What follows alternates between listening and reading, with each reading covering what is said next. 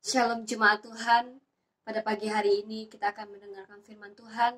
Biarlah firman ini menjadi firman yang hidup bagi kita dan kita boleh menjadi pelaku-pelaku firman Tuhan. Sebelum kita mendengarkan firman Tuhan, mari kita berdoa. Bapa Surgawi, terima kasih kami mengucap syukur buat kebaikan Tuhan, anugerah Tuhan dalam setiap kehidupan kami. Terima kasih buat pada pagi hari ini Tuhan, jika kami boleh datang bersekutu bersama dengan Tuhan, itu semua karena kebaikan Tuhan, anugerah Tuhan dalam kehidupan kami.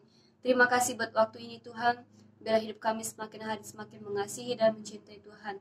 Biar hidup kami tetap merdeka di dalam Tuhan Yesus. Terima kasih Bapa, terima kasih Yesus. Kami serahkan semua ke dalam tangan kasih Tuhan. Biar pengurapan Tuhan atas setiap kami, bahkan setiap anak-anak Tuhan, jemaat-jemaat Tuhan dimanapun mereka berada saat ini Tuhan. Engkau menyertai, Engkau membimbing mereka senantiasa. Terima kasih Tuhan di dalam nama Tuhan Yesus Kristus. Haleluya. Amin. Baik saudara-saudari, jemaat-jemaat Tuhan yang terkasih, pada pagi hari ini kita akan mendengarkan firman Tuhan yang terdapat di dalam Galatia pasal yang kelima, ayat yang ke-1 sampai yang ke-15.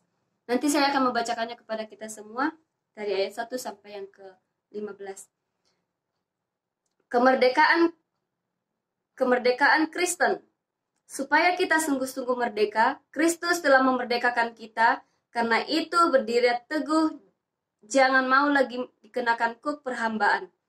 Sesungguhnya aku, Paulus, berkata kepadamu, jikalau kamu menyunatkan dirimu, Kristus sama sekali tidak akan berguna bagimu.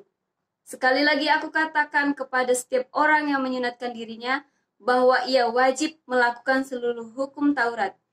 Kamu lepas dari Kristus jikalau kamu mengharapkan kebenaran dari hukum Taurat, oleh hukum Taurat.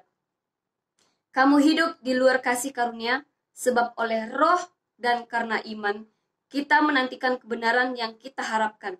Sebab bagi orang-orang yang ada di dalam Kristus Yesus, hal bersunat tidak bersunat tidak mempunyai sesuatu arti, hanya iman yang bekerja oleh kasih. Dahulu kamu berlomba dengan baik, siapakah yang menghalang-halangi kamu, sehingga kamu tidak menuruti kebenaran lagi. Ajakan untuk tidak menurutinya lagi bukan datang dari Dia yang memanggil kamu. Sedikit lagi sudah memakirkan seluruh adonan. Dalam Tuhan aku yakin tentang kamu, bahwa kamu tidak mempunyai pendirian lain daripada pendirian ini. Tetapi barang siapa yang mengacaukan kamu, ia akan menanggung hukumannya, siapapun juga dia.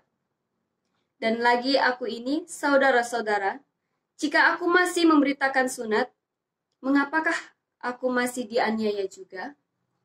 Sebab kalau demikian, salib bukan batu sandungan lagi.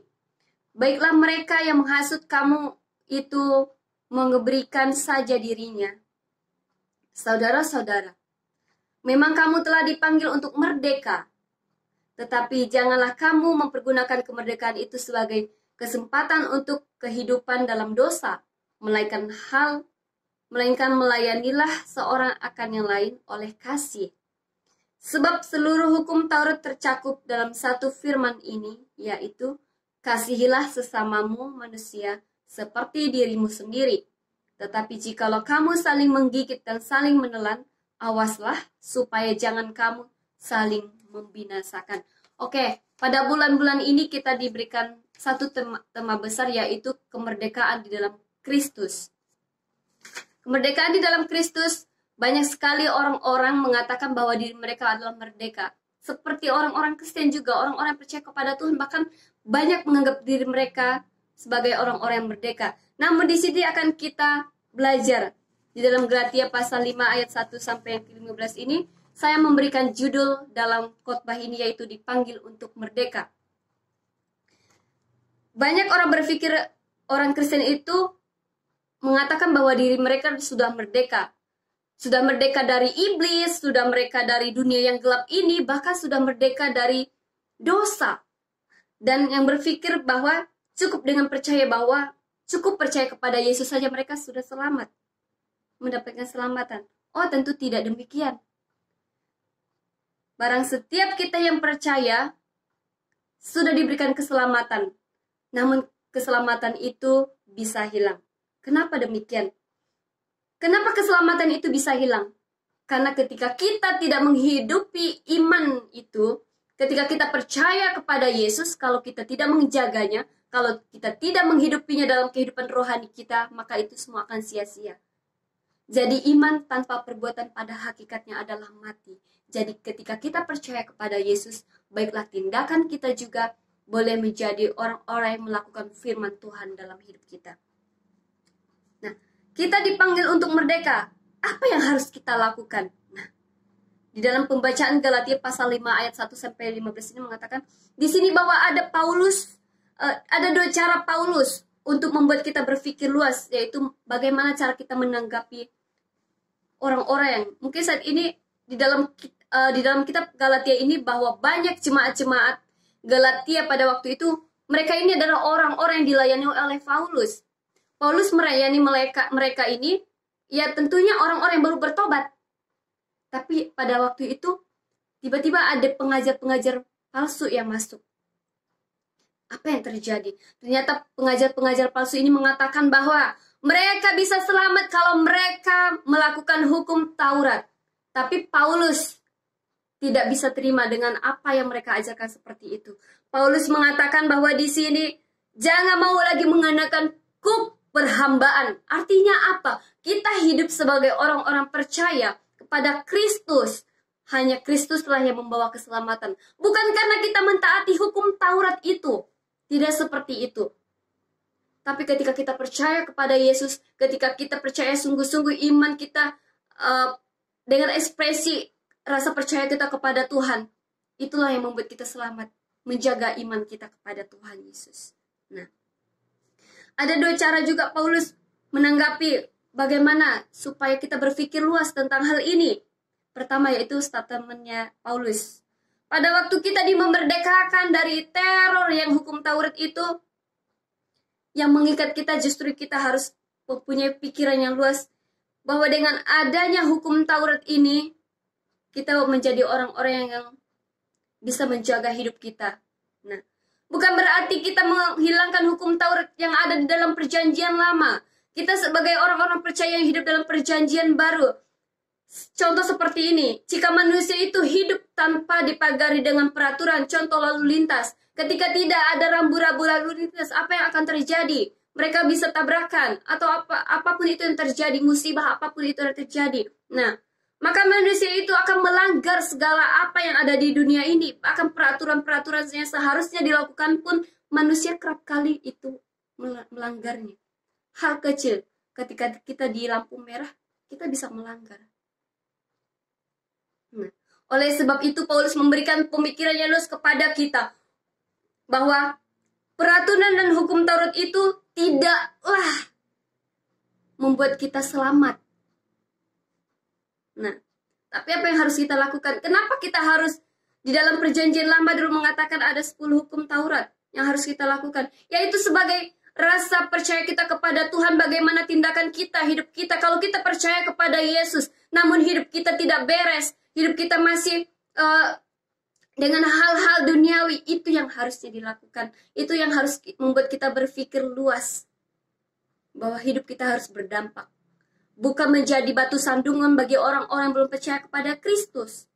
Kenapa kita harus melakukan itu? Ya karena kita adalah anak-anak Kristus. Kita adalah orang-orang yang sudah percaya kepada Kristus. Karena kita ini adalah anak Allah. Tuhan Yesus aja melakukan hal itu. Apalagi kita, manusia yang tidak pernah sempurna. Tuhan Yesus kita sempurna. Dia sanggup melakukan itu. Jadi kita harus menyadari bahwa keselamatan itu hanya kita dapat di dalam Yesus saja. Bukan karena hukum Taurat kita selamat. Tidak. Tapi hukum Taurat ini untuk membantu kita untuk semakin hari semakin mencerminkan Kristus, mencerminkan karakter Kristus yang ada dalam hidup kita. Yang kedua yaitu ada peringatan. Kristus sudah memerdekakan kita. Maksud Paulus di sini supaya kita itu berdiri teguh di dalam Tuhan. Berdiri teguh itu bukan hanya sekali, tapi kita harus terus-menerus untuk menghidupi firman itu dalam hidup kita. Rasa percaya kita kepada Tuhan, iman kita kepada Tuhan.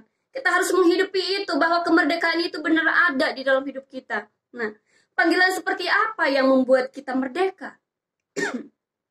Menurut jalan pikiran Paulus ya, Kristus telah menebus kita dari kuk perhambaan, yaitu kuk hukum Taurat pada waktu kita percaya kepadanya. Bahwa kita merdeka ketika kita percaya dan melakukan firman Tuhan dan mencerminkan Kristus yang ada dalam hidup kita. Kita telah menerima keselamatan yang daripada Allah itu, yang telah melepaskan kita dari kuk perhambaan itu.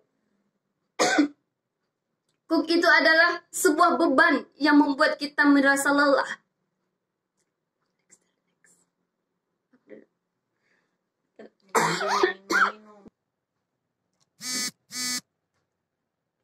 Kita telah menerima keselamatan itu dan telah melepaskan kuk perhambaan itu dari bahu kita.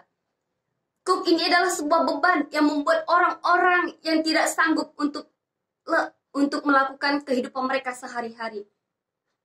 Bagaimana dengan kita sebagai orang-orang Kristen? Bagaimana dengan kita sebagai orang-orang percaya? Apakah kita berserah penuh kepada Tuhan sebagai penolong kita? Apakah kita benar-benar sungguh percaya? Apakah kita sungguh-sungguh benar merdeka di dalam Kristus? Ternyata pada saat ini kita juga masih terikat dengan hal-hal duniawi. Itulah yang menjadi kuk perhambaan dalam hidup kita. Untuk itu firman Tuhan mengatakan lepaskan itu karena kita sudah menerima keselamatan itu, kemerdekaan itu di dalam Yesus. Di sini bahwa arti perkataan lain Paulus yaitu mengatakan sebelum pertobatanmu engkau memikul beban yang merupakan kutuk. Ternyata itu kutuk yang mengikat kehidupan kita, itu adalah kutuk.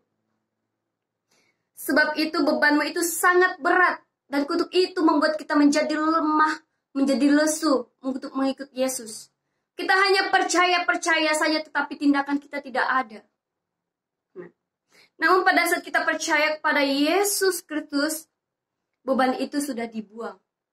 Bahwa Yesus sudah menembus semuanya. Bahwa kita menjadi orang-orang yang lebih pada pemenang. Dan apa yang membuat kita menjadi lebih semangat untuk melayani Tuhan? Yang membuat kita semangat yaitu ketika kita berserah penuh pada Tuhan. Dan ketika kita sudah menyadari bahwa kuk perhambaan itu sudah ditebus oleh Yesus, maka kita akan menjadi orang-orang yang semangat setia kepada Tuhan. Kita harus berdiri tegak. Di dalam ayat ini mengatakan kemerdekaan di dalam Kristus, ayat yang ke-1 mengatakan, supaya kita sungguh-sungguh merdeka. Kristus memerdekakan kita, karena itu kita harus berdiri teguh sebagai orang-orang yang merdeka. Dan jangan mau menjadi kuk perhambaan. Nah, kita sebagai orang-orang percaya, apakah yang menjadi kuk perhambaan dalam hidup kita? Dosa? Apa yang menjadi terutama dalam hidup kita? Mungkin juga masalah dalam hidup kita. Itulah yang menjadi kuk dalam hidup kita. Sehingga kita tidak pernah merdeka dalam hidup kita. Namun ayat 2 sampai yang ke-4 mengatakan demikian. Sesungguhnya aku Paulus berkata kepadamu, jikalau kamu menyunatkan dirimu, Kristus sama sekali tidak akan berguna bagimu. Artinya apa di sini? Kita akan melihat nantinya. Sekali lagi aku katakan kepada setiap orang yang menyunatkan dirinya, bahwa ia wajib melakukan seluruh hukum Taurat. Kamu lepas dari Kristus jikalau kamu mengharapkan kebenaran oleh hukum Taurat. Kamu hidup di luar kasih karunia. Ketika kita mengatakan bahwa saya diselamatkan oleh hukum Taurat, kita keluar dari kasih karunia Tuhan. Kita mendapatkan keselamatan karena kasih karunia Tuhan. Kita mendapatkan keselamatan karena Yesus yang sudah mati di kayu salib menebus setiap apapun yang terjadi dalam hidup kita. Beban kita, dosa kita. Namun semua itu diberikan kepada kita lagi. Bagaimana kita untuk menanggapi firman Tuhan ini. Pada ayat ini juga menjelaskan tentang sunat yang rasanya mungkin tidak relevan ya. Dengan keadaan kita saat ini. Tetapi pada saat masa Paulus juga hal ini sangat masalah. Karena golongan orang yang bersunat itu adalah orang-orang istiadat Musa. Pada waktu mereka percaya kepada Allah. Kenapa? Apa yang terjadi? Nah, hal ini sangat masalah ya. Karena golongan orang yang bersunat itu menurut adat istiadat Musa yang sungguh-sungguh selamat katanya. Mereka mengatakan orang yang selamat itu ketika mereka mengikuti hukum Taurat ini. Ketika mereka terikat dengan hukum Taurat. jadi orang-orang Yahudi dan para orang-orang Yahudi yang baru percaya, jemaat-jemaat Galatia yang baru percaya kepada Tuhan, ada pengajar-pengajar palsu mengajarkan kepada mereka, kalian akan selamat jika hukum Taurat itu yang kalian lakukan. Tetapi bukan itu, karena kita sebagai orang-orang yang sudah hidup di dalam Kristus, maka itu menjadi patokan hidup kita, yaitu bagaimana kita mencerminkan Kristus yang ada dalam hidup kita melalui tindakan kita. Keselamatan itu bisa hilang kalau kita tidak menjaganya. Bagaimana bisa kita memberitakan Injil, bagaimana kita bisa melayani sedangkan hidup kita tidak benar. Bagaimana kita bersaksi kepada orang-orang kalau hidup kita tidak mencerminkan Kristus. Kita masih terikat dengan hal-hal duniawi. Hukum Taurat bukan hal-hal duniawi, tetapi itulah hukum Taurat membantu pertumbuhan kita secara rohani. Membuat kita semakin hari semakin mencerminkan Kristus, karakter Kristus yang ada dalam hidup kita, karena Yesus juga mengasihi kita. Kalau Yesus tidak mengasihi kita, untuk apa kita sampai saat ini ada? Itu karena kasih karunia Tuhan. Namun kasih karunia itu bisa hilang kalau kita tidak menjaganya. Paulus juga tidak anti dengan sunat, karena pada waktu itu yang menjadi masalah itu ketika mereka bersunat juga. Ketika mereka tidak bersunat, itu juga menjadi masalah dalam hidup mereka. Paulus juga tidak anti dengan sunat. Kalau itu dilihat dari segi kesehatan, Paulus justru dia juga pernah mengalami itu, dan dia tidak pernah menyesali itu. Karena Paulus ini juga awalnya dia adalah orang yang benar-benar benci sama pengikut Yesus, dan pada akhirnya dia dipanggil untuk melayani. Makanya dia berani untuk memberitakan apa yang menjadi kesaksian hidupnya kepada jemaat-jemaat yang dilayaninya. Galatia, Efesus, dan lain sebagainya. Bahkan Paulus juga menyuruh Timotius untuk bersunat. Kenapa? Untuk memudahkan kaum Yahudi. Karena memang kalau kita menjadi orang Yahudi itu harus disunat. Nah, sebenarnya di sunat yang Paulus maksud di sini sebenarnya bukan sunat secara jasmani, ya, tapi sunat hati. Bagaimana kita boleh menyunatkan hati kita kepada Kristus, menyerahkan hidup kita sepenuhnya kepada Kristus. Namun ada beberapa ancaman yang terdapat dalam ayat ini, yaitu ayat 12 sampai yang ke ayat 2 sampai yang ke-12, yaitu kita akan lihat ancaman terhadap kemerdekaan Kristen. Ternyata ada ancaman. Paulus di sini menegaskan di ayat 2 sampai ke-6. Saya akan membacakan ayat 2 sampai ke-6. Saya akan lanjut sampai 5 dan 6. Sebab roh dan karena iman kita menantikan kebenaran yang kita harapkan. Sebab bagi orang-orang yang ada di dalam Kristus Yesus, hal bersunat atau tidak bersunat tidak mempunyai sesuatu arti. Hanya iman yang bekerja oleh kasih karunia. Ingat bahwa orang yang bersunat maupun orang yang tidak bersunat itu tidak menjamin keselamatan kita. Bahwa yang menjamin keselamatan kita itu yaitu ketika iman percaya kita pada Kristus sesungguhnya. Itu yang memberi keselamatan. Kalau kita menambah sesuatu pada kemerdekaan yang dimenangkan oleh Yesus Kristus, misalnya kita menambahkan, oh, kamu akan selamat kalau kamu mengikuti hukum Taurat. Nah, kita akan melihat bahwa Yesus Kristus yang sudah memenangkan kita, itu nggak ada gunanya lagi buat kita sebagai orang-orang percaya. Nah, yang kedua, kalau kita menambah sesuatu pada kemerdekaan itu, maka akibatnya kita wajib kembali melakukan seluruh hukum Taurat. Dan melakukan seluruh hukum Taurat itu sangat mustahil ya bagi banyak orang. Itu ada 10. Jangan mencuri, bersaksi dusta, jangan mengingini sesamamu manusia, dan lain sebagainya. Banyak hal dalam 10 hukum Taurat. Tapi itu tidak akan mustahil bisa terjadi dalam hidup orang-orang percaya. Kita sebagai orang-orang percaya yang hidup di dalam zaman perjanjian baru, itu yang ditegaskan yaitu 2 hukum, yaitu hukum kasih. Pertama, kasih kita kepada Allah, kedua hukum kasih kepada sesama manusia. Kalau kita mengharapkan kebenaran hukum Taurat, sama saja kita melepaskan Kristus, karena keselamatan oleh Kristus tidak mungkin disatukan dengan keselamatan karena hukum Taurat, yaitu hukum kebenaran manusia atas hukum. Itu terdapat dalam ayat 5 dan 6. Nah, yang ke-B-nya yaitu ancaman tentang pengajaran palsu ya. Apakah ciri-ciri golongan orang sesat? Ini adalah dikatakan bahwa pengajaran palsu ini adalah golongan-golongan sesat ya.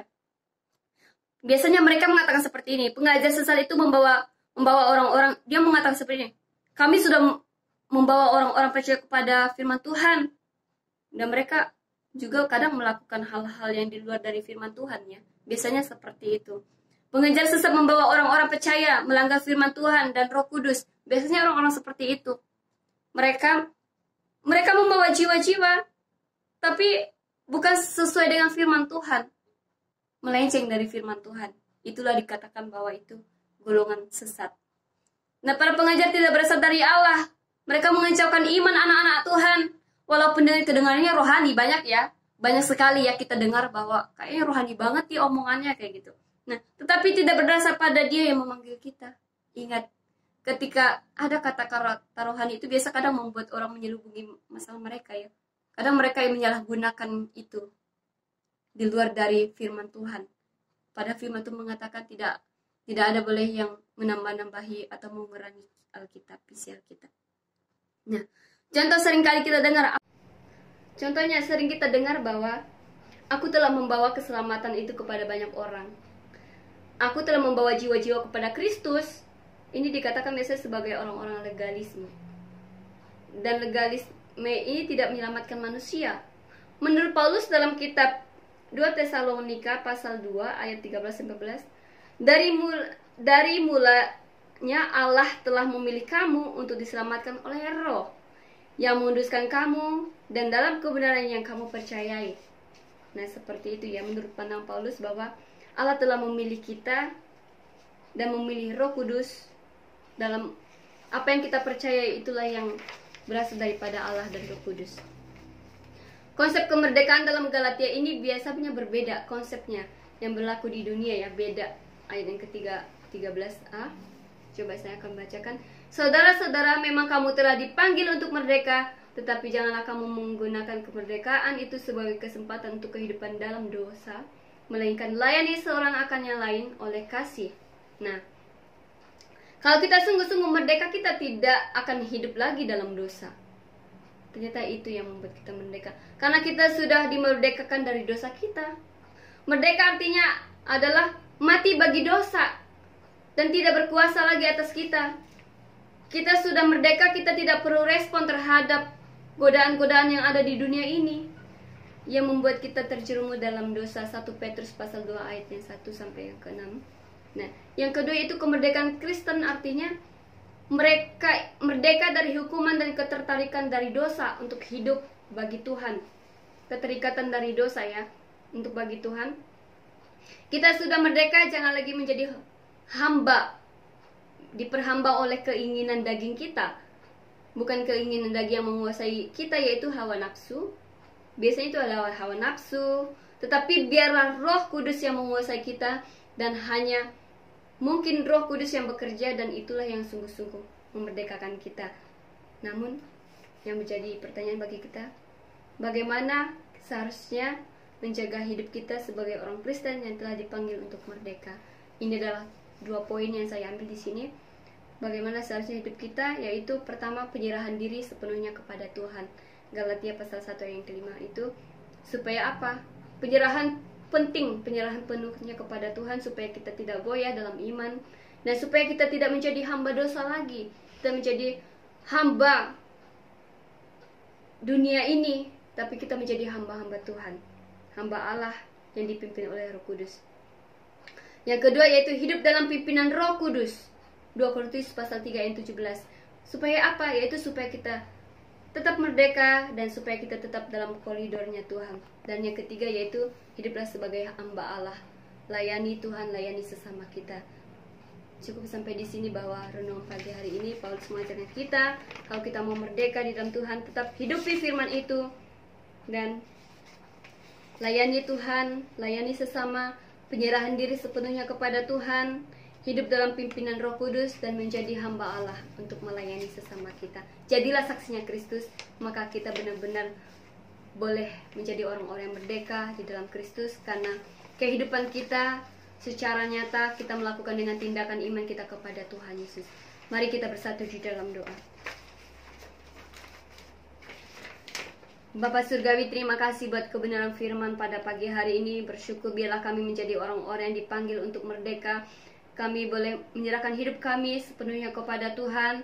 Kami boleh melayani sesama kami boleh menjadi hamba-hamba Allah, dan kami boleh dipimpin oleh Roh Kudus untuk terus memenuhi setiap kehidupan kami. Bahkan kami boleh menjadi hamba-hamba Tuhan, bahkan anak-anak Tuhan yang setia kepada Tuhan. Biarlah kami menjadi orang-orang yang merdeka di dalam Yesus, menjadi orang-orang yang tetap setia kepada Tuhan, menjadi orang-orang yang teguh di dalam iman kami Bapa. Terima kasih Bapa, kami serahkan semua ke dalam tangan kasih Tuhan, di dalam nama Tuhan Yesus Kristus. Haleluya. Amin. Yang kedua yaitu hidup dalam pimpinan Roh Kudus. 2 Korintus pasal 3 ayat 17. Supaya apa? Yaitu supaya kita tetap merdeka dan supaya kita tetap dalam koridornya Tuhan. Dan yang ketiga yaitu hiduplah sebagai hamba Allah. Layani Tuhan, layani sesama kita. Cukup sampai di sini bahwa renungan pagi hari ini Paulus mengajarkan kita, kalau kita mau merdeka di dalam Tuhan, tetap hidupi firman itu dan layani Tuhan, layani sesama, penyerahan diri sepenuhnya kepada Tuhan, hidup dalam pimpinan Roh Kudus, dan menjadi hamba Allah untuk melayani sesama kita. Jadilah saksinya Kristus, maka kita benar-benar boleh menjadi orang-orang yang merdeka di dalam Kristus, karena kehidupan kita secara nyata kita melakukan dengan tindakan iman kita kepada Tuhan Yesus. Mari kita bersatu di dalam doa. Bapak Surgawi, terima kasih buat kebenaran firman pada pagi hari ini. Bersyukur biarlah kami menjadi orang-orang yang dipanggil untuk merdeka. Kami boleh menyerahkan hidup kami sepenuhnya kepada Tuhan. Kami boleh melayani sesama kami boleh menjadi hamba-hamba Allah, dan kami boleh dipimpin oleh Roh Kudus untuk terus memenuhi setiap kehidupan kami. Bahkan kami boleh menjadi hamba-hamba Tuhan, bahkan anak-anak Tuhan yang setia kepada Tuhan. Biarlah kami menjadi orang-orang yang merdeka di dalam Yesus, menjadi orang-orang yang tetap setia kepada Tuhan, menjadi orang-orang yang teguh di dalam iman kami Bapa. Terima kasih Bapa, kami serahkan semua ke dalam tangan kasih Tuhan, di dalam nama Tuhan Yesus Kristus. Haleluya. Amin.